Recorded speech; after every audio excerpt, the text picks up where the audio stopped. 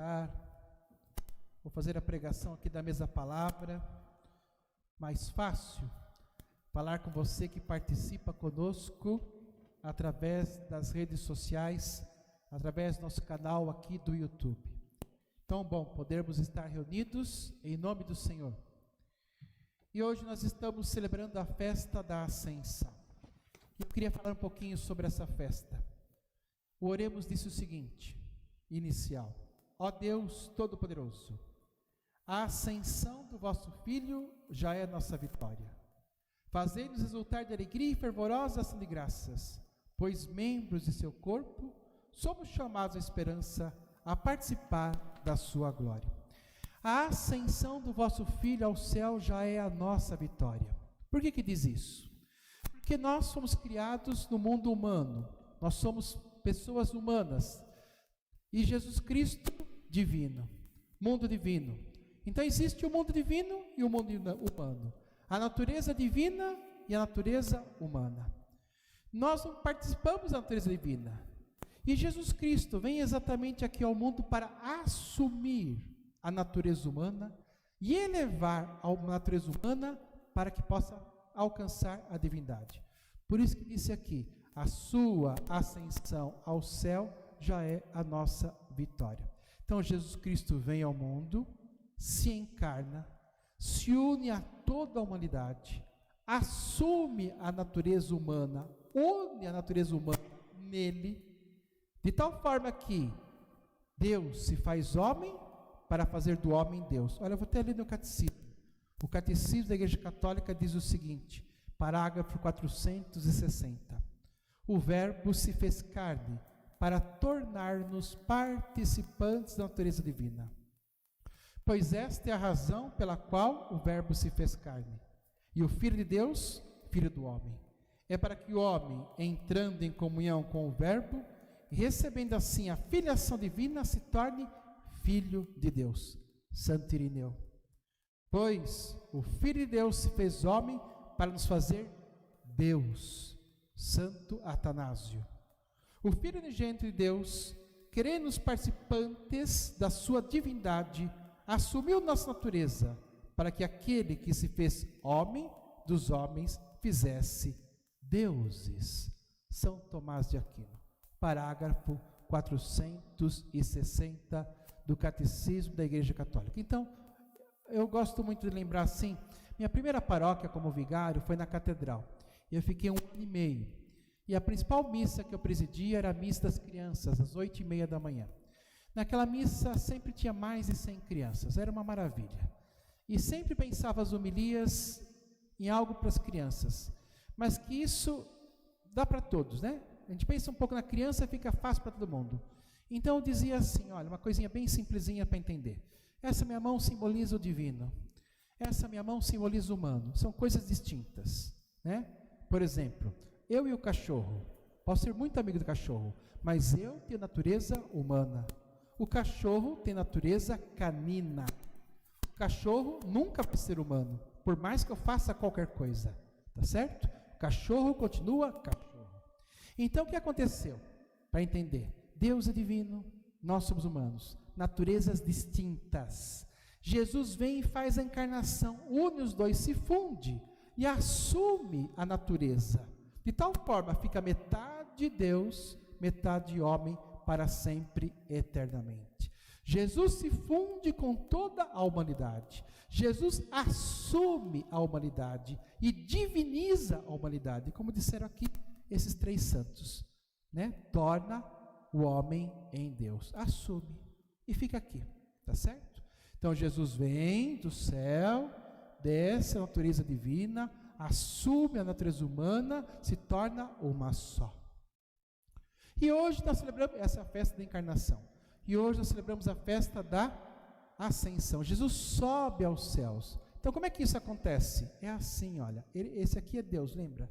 Ele vai subir. Olha o que acontece com a outra mão. Observa bem. Estou erguendo só a direita, só o divino. Mas olha o que acontece quando eu ergo o divino. O humano vai junto. Quando Jesus volta para o Pai, Jesus eleva a humanidade. A humanidade passa de uma dimensão humana para uma dimensão divina.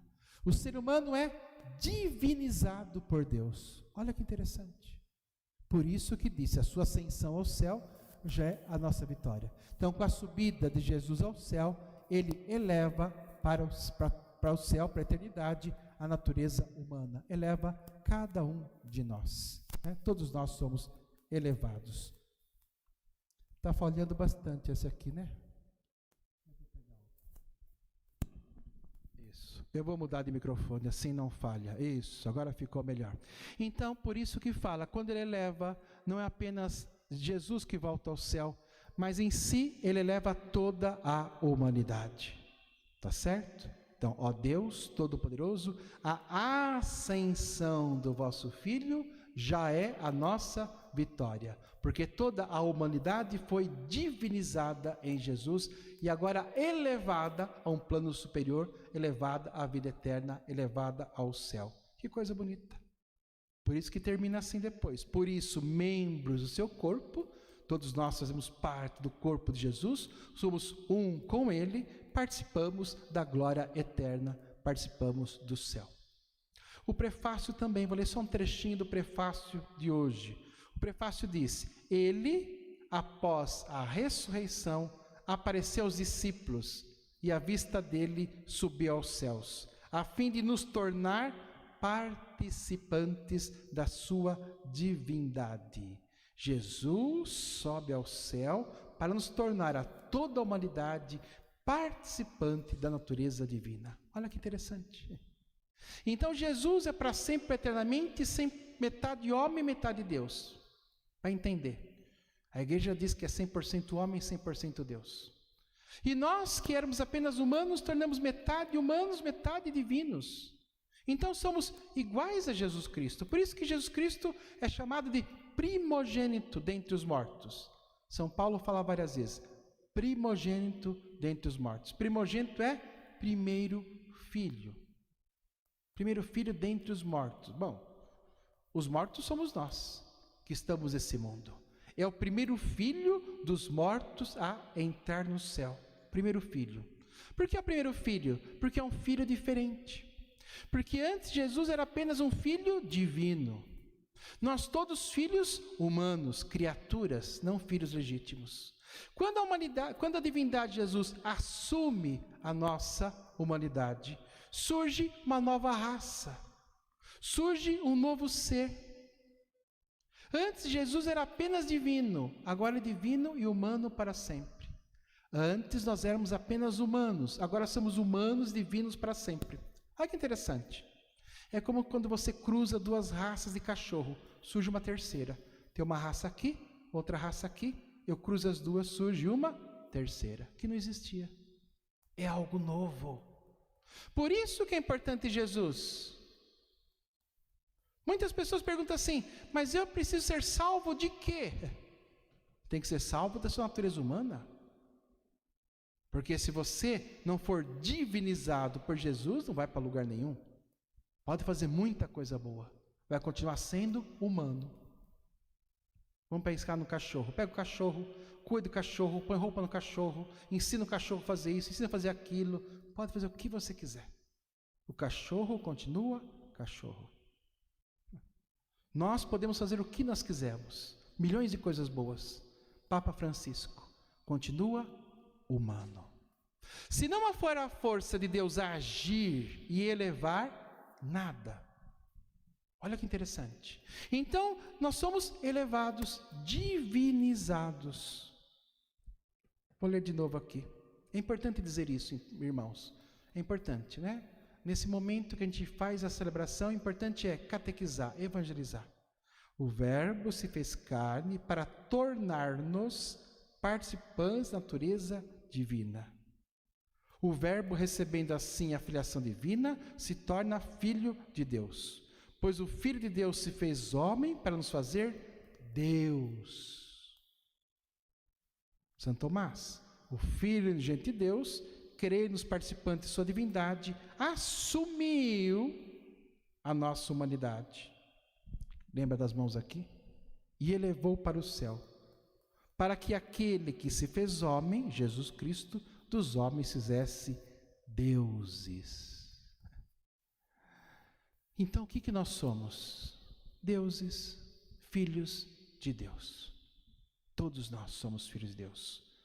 Deixamos de ser criatura e passamos a ser filhos adotivos. Olha que interessante. Olha que coisa boa que Jesus Cristo faz cada um de nós. Então essa é a festa de hoje. É isso que nós estamos celebrando hoje. Essa festa, esse acontecimento.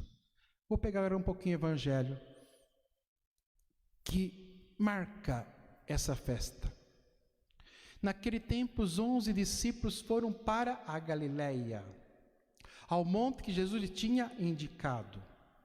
Quando viram Jesus, prostraram-se diante dele. Onde que eles vão? Na Galileia. Galileia dos pagãos. Por quê? A Galileia tem povos de tudo quanto é lado. No centro de Jerusalém, eram os judeus rígidos, fechados. Na Galileia, gente de todos os lados. Então, por que Jesus começa na Galileia? E por que Jesus pede para que os discípulos, vocês me verão lá na Galileia? Porque na Galileia simboliza todos os povos. A salvação não é apenas para os judeus, mas a salvação é para todos os povos. E lá na Galileia, onde tem gente de tudo quanto é lugar, onde tem gente de tudo quanto é jeito, Deus age naquele povo, para que aquele povo seja salvo por Ele. Por isso que mostra a Galileia, no monte que Jesus tinha indicado. O monte na Bíblia é sinal do contato com Deus. Isso é muito primitivo, muito antigo. Ver uma montanha, antigamente pensava que Deus estava um pouquinho para cima, então se eu subisse da montanha estaria um pouquinho mais perto. Essa é a ideia, né? Essa é a ideia. Então sempre a montanha ficou como sinal do encontro do ser humano com Deus. Então naquela montanha, vai lá, vai se encontrar com Deus. É no monte que nós encontramos com Deus, no monte que Ele tinha indicado. Quando ouviram, prostraram-se diante dele.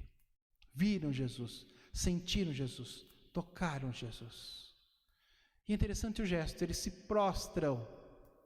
Até hoje é assim, mas para o povo judeu em especial, mais ainda. Um judeu jamais pode prostrar-se a não ser diante de Deus. Mais nada. Proibido qualquer desenho, qualquer imagem, qualquer coisa, tudo proibido. Os muçulmanos também. Somente a Deus. Bom, se é proibido se prostrar a qualquer coisa ou qualquer criatura, e só pode se prostrar diante de Deus, e os discípulos se prostram diante de Jesus, é porque os discípulos estão reconhecendo como Deus. Jesus é o nosso Deus, o Filho de Deus encarnado que vem para nos salvar. Deus é a união, divino com humano, a festa de hoje, né?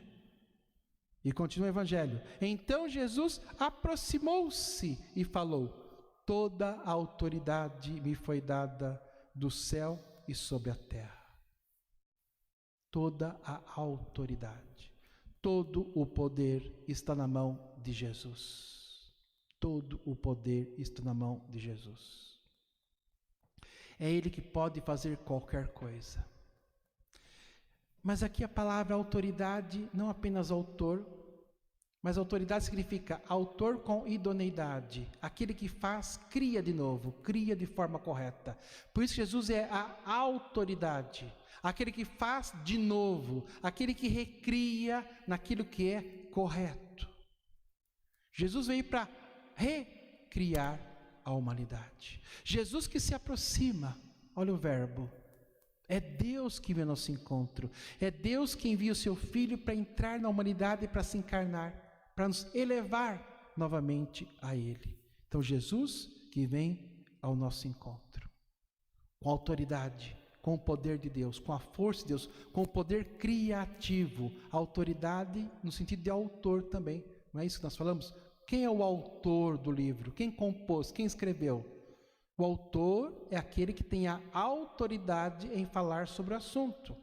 Eu sou o autor desse projeto. Então, eu que sou o autor desse projeto, eu tenho a autoridade de falar sobre ele. Então, Jesus é o autor, é o Criador. É Deus renovando a humanidade, recriando. Como recriando? Tirando da dimensão humana, natureza humana, e divinizando, surgindo uma nova raça. Versículo 19. Portanto, ide e fazei discípulos meus todos os povos. Jesus é levado ao céu e envia os apóstolos a anunciar o amor de Deus a todos os povos. É assim que surge a igreja, que é por si mesma missionária. A igreja é comunidade. Jesus Cristo, a primeira coisa que fez foi formar comunidade e mandou multiplicar. É uma comunidade missionária, nós dizemos. É uma comunidade que se reúne em nome do Senhor. Unindo-se em nome do Senhor, o Senhor Deus se torna presente na comunidade. A comunidade experimenta o Senhor. Por isso que a comunidade torna-se, no mundo, sinal, testemunha desse amor de Deus. E de vocês que estão participando conosco nessa Eucaristia, a maior parte fazem parte do caminho neocatecumenal, que propõe exatamente a formação de pequenas comunidades, que vivenciem esse amor de Deus, que sejam testemunhas desse amor de Deus ao mundo. Essa é a missão da igreja. A igreja tem que viver a palavra para anunciar a palavra. Não existe igreja que não seja missionária. Faz parte da natureza da igreja, da comunidade. Então eu venho, me reúno, me encontro com o Senhor, experimento a sua presença, testemunho a sua ação em minha vida e anuncio a todos os povos. Ensinando-os, versículo 20, a observar tudo o que eu vos ordenei. Tudo. Você quer saber tudo o que ele falou? Nossa, tem a Bíblia inteira para ler. Não, eu vou dar 3 capítulos apenas disso tudo. Se você quer assim, mas o que é que eu tenho que saber do cristianismo? Tem algum resuminho? A Bíblia tem algum resumo daquilo que eu tenho que fazer? A Bíblia tem algum resumo daquilo que Jesus Cristo falou? Sim. Esse resumo chama-se Sermão da Montanha. Capítulo 5, 6 e 7 de Mateus. Nesses 3 capítulos é muito claro a pregação. Aquilo que Jesus Cristo veio anunciar está claro ali, claro. Por isso, ensinando-os a observar tudo o que está no Sermão da Montanha, que eu vos anunciei: o amor, a entrega, a doação, o perdão, a misericórdia, a acolhida, a partilha, a ajuda. Está ali. Sabe que esses dias eu estou preparando, o Padre Carlos Virilo me pediu para fazer uma live, agora tudo é live, né? Está muito bonito, muito chique. Uma live sobre o dízimo, dia 28 agora. Eu e o Padre Erickson. Tem o documento 106 da CNBB sobre o dízimo. E o Padre Carlos Virilo é o responsável pelo dízimo na diocese. Começou esse ano. Então, já fez uma reunião e agora marcou uma formação. É via Facebook da diocese, todo mundo pode participar. E convidou a mim e o Padre Erickson. Eu faço o primeiro capítulo, ele faz o segundo capítulo do documento. Sobre o dízimo. Como é que eu vou falar do dízimo aqui hoje? Porque o dízimo também é interessante. Lendo de novo, eu tinha lido e grifado o meu livro, tudo está grifadinho. Mas ontem eu li de novo e regrifei, né? Olhei os pontos para fazer para essa parte. E é interessante. Com Abraão surge o dízimo, como oferta, como gratuidade. Com Moisés vira a lei, obrigatoriedade, para manter a comunidade funcionando. E com Jesus vira comunhão de bens. Por isso que Jesus nunca fala de dízimo, em nenhum lugar, não fala. Mas como que eu vou convidar o povo a pagar o dízimo, se os evangelhos não falam de dízimo? O resto fala. O Antigo Testamento fala. Porque Jesus eleva. Não é apenas o dízimo, é o todo. Não é apenas 10% que você deve a Deus, é o todo. A sua vida, a sua história, o seu conhecimento, o seu ser, o todo. Não é dízimo, não é lei, não é apenas gratuidade, é comunhão, participação. Entendeu? Eleva outra dimensão. Eu colaboro porque eu participo. E eu entro em comunhão com a minha comunidade. E por isso que eu colaboro com a minha comunidade. Como partilha. E não como lei, como norma, como outra coisa. Muito bonito isso, né? Então Jesus eleva o dízimo. Dá um passo a mais. Se vocês olharem o Sermão da Montanha, ouvistes o que foi dito, eu porém vos digo. Tem 5 vezes isso. Ele eleva. É fantástico. Ele pega o que está na lei. Vocês ouviram isso, né? Ouvimos. Vocês entenderam, né? Entendemos. Eu porém vos digo, e eleva. Incrível o que ele faz. Fantástico, Sermão da Montanha. Um nível maior. E aí somos convidados a anunciar esse amor ao mundo, a todos. Levar esperança às pessoas. Dizer às pessoas, não desanimem. Dizer às pessoas, o oremos de hoje. Ó Deus Todo-Poderoso, a ascensão do vosso Filho já é a nossa vitória. Meu irmão, minha irmã que está doente, você lê o quê? Você que pegou coronavírus, coragem. Deus está com você. Deus não te abandona. Deus caminha com você até que tudo isso se acabe, te eleva. Inclusive é assim que termina o evangelho de hoje, né? Eis que eu estarei convosco todos os dias até o fim deste mundo material. Até que tudo não seja consumado, eu estarei convosco. Depois não precisa mais. Já é nossa vitória. Porque Deus nos ama e nos eleva e nos salva. E não é fome, tristeza, problema, adultério, câncer, coronavírus, que vai nos afastar do amor de Deus. Mas de verdade, confiar nisso. Deus é vitória em cada um de nós. Vamos improvisar, Lucas? Vamos cantar o canto de hoje, que é essa leitura aqui.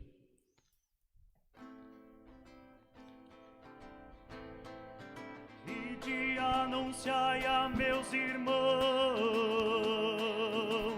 que se dirijam a Galileia, e de anunciai a